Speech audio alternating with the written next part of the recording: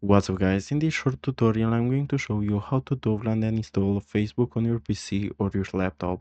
So the first thing that we need to do is to open Microsoft Store. So to do that we're going to search for it, like so, then we're going to open. Now what we want to do here, we're going to click on the search bar and we're going to type Facebook. Like so, we're going to search and as you can see is the first option that has appeared. Now what we want to do is to click on get button so the downloading will start. And now what we need to do is to wait till it's installing. As you can see, now it has been installed, so we can open it.